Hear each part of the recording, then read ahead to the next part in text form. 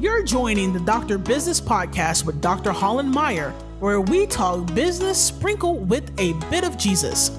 Our goal is to help you simplify business, impact more lives, and increase your profitability.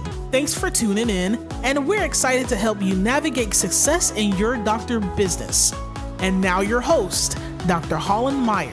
And welcome back for another episode. This is one of the fun episodes that we do a devotion. So thanks for joining us. And it's actually an extension from my interview with Dr. Ben Lerner.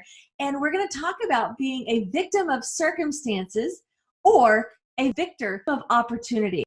So if you haven't checked out that last episode in the podcast with Dr. Ben Lerner, go back and check that out as well. So we're going to get started today by reading the Bible in John 5, verses 3 through 7. And it starts in a setting that they're around a pool. And when the angel stirs the water, the first one to jump in the pool will be completely healed. All right, so starting out in verse 3, it says, "Here a great number of disabled people used to lie, the blind, the lame, the paralyzed. One who was there had been an invalid for 38 years. When Jesus saw him lying there and learned that he had been in this condition for a long time, he asked him, 'Do you want to get well?' 'Sir,' the invalid replied, 'I have no one to help me into the pool when the water is stirred. While I am trying to get in, someone else goes down ahead of me.'" And in John 5, verse 7, it's pretty obvious that after Jesus asked the man if he wants to be healed, his response is that he doesn't have the help to get in. Instead, he gives an excuse. He is the victim of circumstance. And I don't want to take anything away from his circumstance. It really is awful. But he's really playing into that for a really long time, and it becomes a habit. And many of us listening into this can really relate to that. And the truth is that we all like to have a pity party every now and then. Am I right? It feels good to know that someone understands what we're going through. And as odd as it sounds, it feels good, and oftentimes it's comfortable to be the victim. Being a victim of circumstance also comes in handy when we don't want to change. We blame our childhood, our spouse, our bosses, our abusers, our illnesses, and especially in today's time, the circumstances of the hysteria that's going on, right? The virus, the businesses shutting down. And although many of these are great reasons to be where you're at and great excuses to explain why you're exactly where you're at in life, but Jesus shatters the victim mentality. You must let go of the circumstances. So the hysteria, the business is shutting down, the situation, the disease, the anxiety that comes with it, the relationships, the abuse, even as real as those things might be, the circumstance is the story around what we're telling ourselves every day. The story that you have identified with, whether it's for so long or something that just recently happened that you've created a story around it that may or may not be true. And that story oftentimes is dug up from the past that helps us create that story, or it's fear of the future, as opposed to living in the present with a renewed mind. Okay. And a lot of times we've identified with it for so long, it becomes our identity. I've sat down with many people over the years in practice and discussed this very thing with hundreds of patients, probably thousands, and a lot of business owners as well.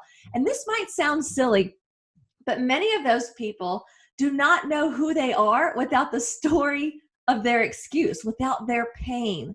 Many did not know who they were without that story. Many did not want to shed off that story of being victimized because they were scared. Many didn't know how to function without that excuse, without that story.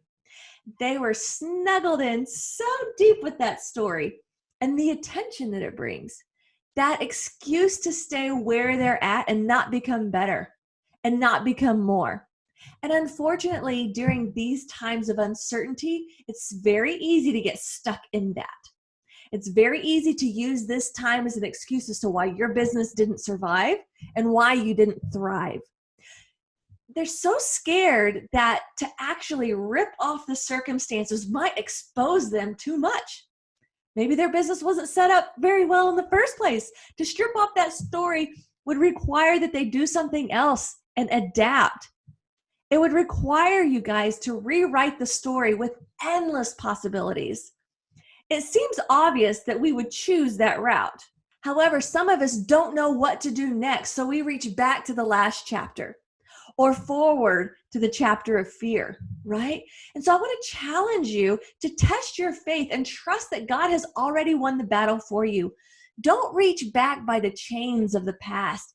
Don't reach forward to the fear of the future, but really try to live in the present with God. You do not have to find God.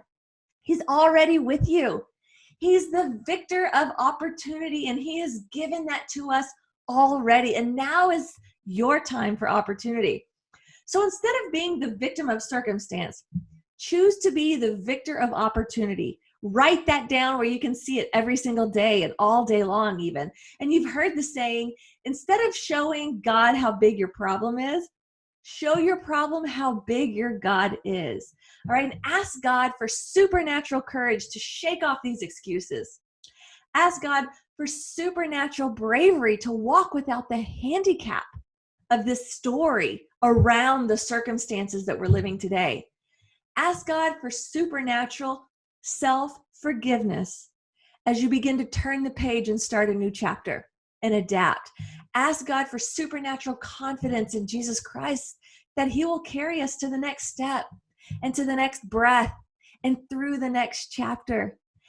Ask God for supernatural peace in the things that bind our hearts so tightly that we remain paralyzed in our circumstance, our story, our excuses. And once we realize and remember that we are victors and not victims, life begins to look a little bit differently. You begin to get a renewed spirit of the mind as well. Sin might still sting and hurt a little bit, but we can move past sin and towards Christ because we have the victory. So the question now becomes, how can we begin to overcome that victim mentality and become the victor of opportunity for Christ? Romans 12 verse 2 says, "Do not conform to the pattern of this world, but be transformed by the renewing of your mind." 1 Corinthians 2 verse 16 says, "But we have the mind of Christ." So these verses tell us that we must change our mindset and our way of thinking. Some of my favorite people in the Bible that were victimized but overcame are Jesus Christ. Paul, he was thrown into jail, and Joseph was sold into slavery by his own brothers. A huge component to their victorious mentality was that they were focused on others, not solely focused on themselves.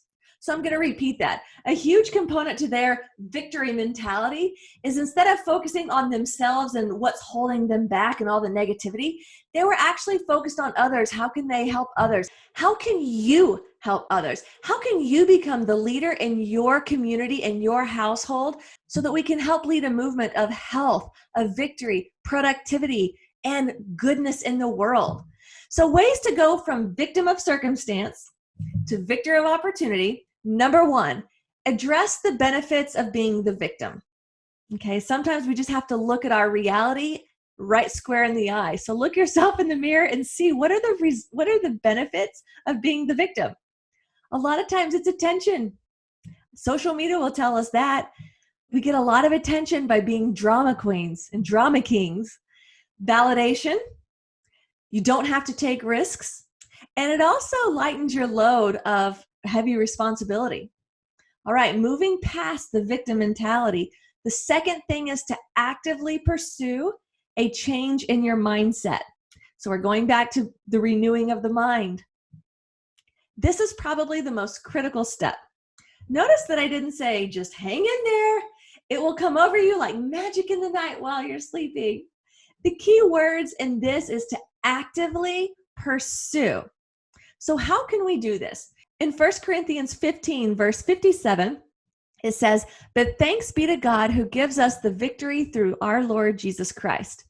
And in Romans 8:37, it says, "In all these things, we are more than conquerors through him who loved us."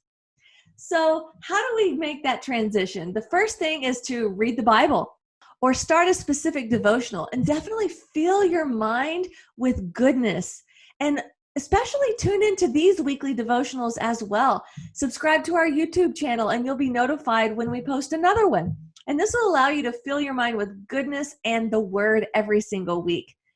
Another one is the best way to know somebody better is to spend time with them, right? That is what we need to do with our God as well. We can do that by reading about him in the Bible and also in prayer. Just spend time with him and talk to him. Now, the third component, we have address the benefits of being negative, actively pursue a change in mindset. The third thing is to stop complaining and take responsibility. We need to realize that you do actually have a choice at this point, okay? You do have a choice. Even if your actions might be limited in the hysteria of what's going on in our world today, you are not limited with your thoughts. So you actually have a choice at this point. And so, yes, things have happened to you outside of your control. The more you speak of that, the more life you give and power you give and control you give to that over your life. But I'm here to tell you, looking you right square in the eyes, that that story is not alive today. That story you've been telling yourself is dead in the water. It doesn't work anymore. And the circumstances might not have changed yet, but your excuse is dead. It's overused. It's washed up. You are already exposed. Absolutely exposed with Jesus Christ, who knows your heart better than anyone. He already knows. He does. He already knows you. He has you figured out. The only person you're fooling is yourself. He's got you figured out, and he still loves you. And I actually just mentioned that the only person you're fooling is yourself, but the reality is you're not only robbing yourself, you're actually robbing others. You're robbing others of seeing your light, of seeing God's light in your issues. So I encourage you to take the focus off of yourself and show others and show your issues who God is. Stop complaining. Stop giving your power away to these circumstances. In Deuteronomy 20, verse 4, it says, "For the Lord your God is he who goes with you to fight for you against your enemies, to give you the victory." And then the final point I want to make here is forgiveness. Although this can be the most difficult, it is necessary. Not for anyone else, but your own heart and your relationship with God. And this might be something that you must practice daily, and that's okay. Even forgiving the same things and the same people and yourself over and over again, I want you to take action on this as well. All right, guys, that'll wrap it up for today. And I want you to work on having a renewing of the mind and start transitioning from being a victim of circumstance to a victor of opportunity, because that's what we're called to do in the Bible. And we can do this by being leaders for others in our communities. Thank you so much for listening in. I would love it if this really hit you in the heart to share it with a colleague, share the link with somebody, your friend, share it on social media, because we need more goodness in the world, and we need to just really, really spread the renewing of our minds and forgiveness and love and grace for each other, because good things are right around the corner. Thank you so much for listening in, and stay classy, folks.